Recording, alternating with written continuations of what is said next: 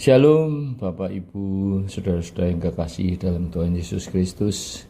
Kembali kita akan bersama-sama mempelajari firman Tuhan. Tapi marilah sebelumnya kita berdoa dahulu.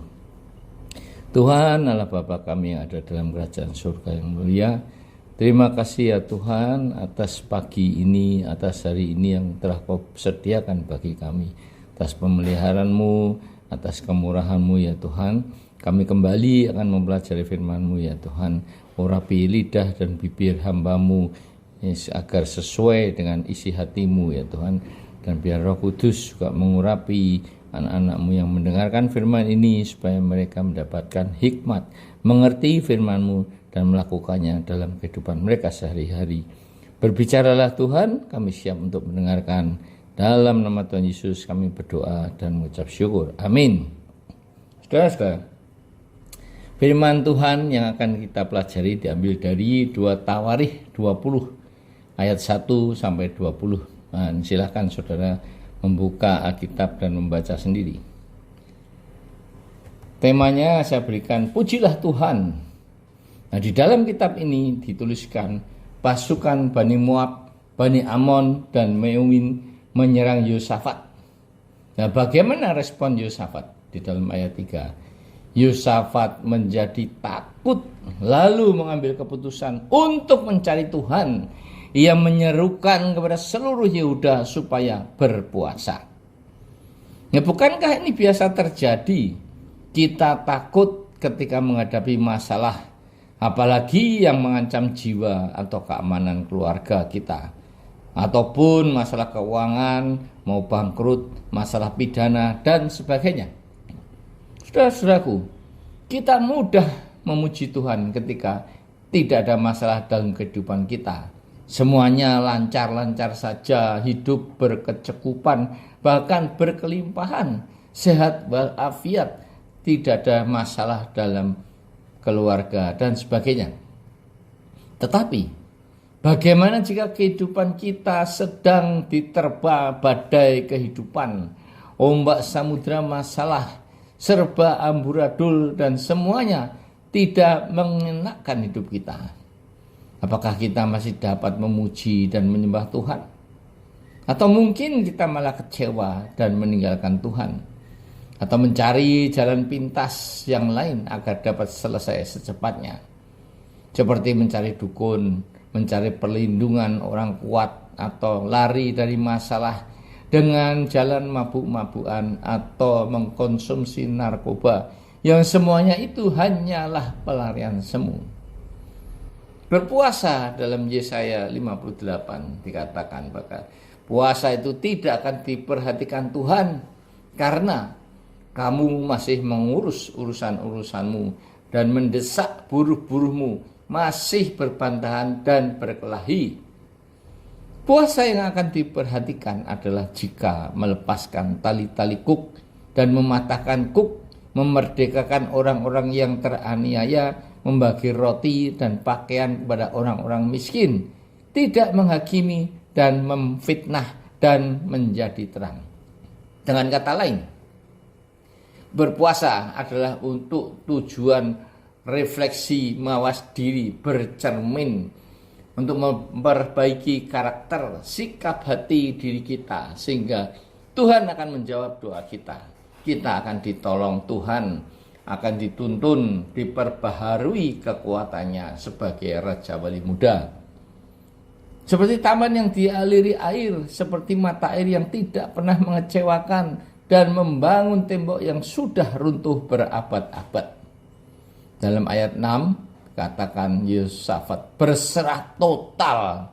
Artinya, 1, dia menyampaikan masalah yang ada dan menyatakan bahwa hanya Allah saja yang dapat menyelamatkan Yehuda. Dia mengakui kedaulatan Allah pada situasi ini. Kedua, dia memuji kemuliaan Allah dan menggantungkan pada bantuan Allah. 3, dia berserah total pada Allah, tidak pada kekuatannya sendiri, berserah total. Nah, ini yang sangat dilakukan untuk berserah secara total ketika kita sedang menghadapi masalah yang sangat pelik.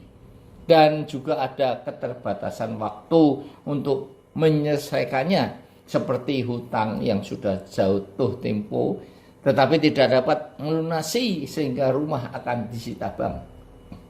Kita lebih cenderung menggunakan kekuatan dan akal sendiri atau bergantung pada pertolongan manusia. Bahkan kita sering memperlakukan Tuhan seperti pesuruh kita, minta harus segera dipenuhi keinginan kita, minta doa kita segera dijawab. Nah, Yosafat menyampaikan masalahnya kepada Tuhan dalam ayat 12b. Ya Allah, tidakkah engkau akan menghukum mereka?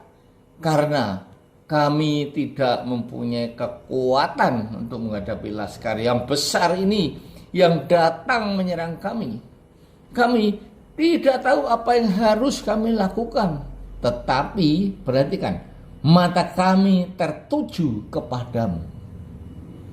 Yosafat mengakui kelemahannya dan ketergantungan sepenuhnya kepada pertolongan Tuhan. Dia mengakui kedaulatan dan kuasa Allah, dan dia memuji Allah yang sangat sulit dilakukan ketika kita sedang dalam masalah yang besar. Bukankah manusia juga senang dipuji? Apalagi Tuhan, apalagi Allah. Dalam Mazmur 22 ayat 3 dikatakan, Tuhan yang kudus bersemayam di atas puji-pujian. Tuhan yang maha tinggi adalah dahsyat, Raja yang besar atas segala bumi. Mazmur 47 ayat 2. Karena itu Tuhan membutuhkan penyembah-penyembah dalam roh dan kebenaran. Di dalam ayat 14-16, Tuhan menjawab doa permohonan Yosafat lewat Yahasiel, orang Lewi yang dihinggapi roh Tuhan. Saudara, apa yang dilakukan Yosafat dengan tindakan-tindakan tadi diresponi Tuhan. Itulah yang harus kita lakukan ketika menghadapi kesulitan dan ketakutan, yaitu memuji dan menyembah Tuhan, mohon belas kasihannya. Saudara, doa adalah peperangan terhadap penguasa udara, tetapi puji-pujian adalah kemenangan, seperti yang dilakukan oleh Paulus dan Silas. Ketika mereka di penjara, mereka memuji-muji Tuhan sehingga semua pintu-pintu penjara terbuka dan belenggu-belenggu terlepas semuanya. Di ayat 17, janji kemenangan, tidak usah berperang, hanya berdiri saja dan Tuhan yang akan berperang untuk mereka. Tuhan tidak hanya menjawab, tetapi juga memberikan petunjuk apa yang harus Yosafat lakukan. Dia memberikan jaminan bahwa firman dan janjinya ya dan amin. Ya dan amin. Sekali lagi, haleluya. Selanjutnya ayat 18 dan 19. Yosafat dan seluruh Yehuda dan penduduk Yerusalem berlutut, mukanya sampai ke tanah. Inilah sikap kerendahan hati dan kesungguhan dalam suatu pernyataan. Betapa agungnya sang raja yang harus disembah. Menyembah sang maha kuasa dan berterima kasih atas janji kemenangan yang diberikan Allah. Lalu mereka memuji Tuhan dengan suara yang sangat nyaring. Dan apa yang terjadi? Di ayat 22. Sorak-sorai dan nyanyian pujian membuat Allah bekerja. Dan inilah mujizatnya. Bani Amon dan Moab menumpas penduduk Seir. Lalu mereka saling bunuh-membunuh. Wow, ajaib saudara-saudara. Seperti dalam Keluaran 14 ayat 14. Tuhan akan berperang untuk kamu dan kamu akan diam saja. Dan Nabi Yesaya juga berkata, dengan diam terletak kekuatanmu. Inilah mujizat yang dijanjikan Tuhan. Yang namanya mujizat itu tidak masuk akal, tidak masuk logika. Bagaimana musuh-musuhnya dapat saling bunuh-membunuh tanpa Yosafat harus berperang dengan mereka? Dan di ayat 23, Yosafat dan orang-orangnya menjarah ternak, harta milik, pakaian, dan barang-barang berharga lebih banyak dari yang dapat dibawa sampai 3 hari. Karena begitu banyaknya, bayangkan saudara, jaran yang begitu banyak, 3 hari baru selesai diangkut. Padahal itu dengan ribuan orang. Saudara-saudara, Tuhan tidak hanya memberikan kemenangan kepada Yosafat, tetapi juga plus memberkati dia. Demikian juga berkat-berkat itu akan mengalir pada saudara-saudara dan saya selamanya. Yaitu selama kita masih hidup dan bergantung sepenuhnya kepada kedaulatan dan kehendak Tuhan. Sekali lagi, selamanya. Haleluya. Amin. Mari kita berdoa. Terima kasih Tuhan, firman-Mu sungguh Tuhan memberikan kekuatan kepada kami. Jikalau kami dalam kesulitan, bukannya kami lari, bukannya kami takut, tetapi kami harus menyembah-Mu.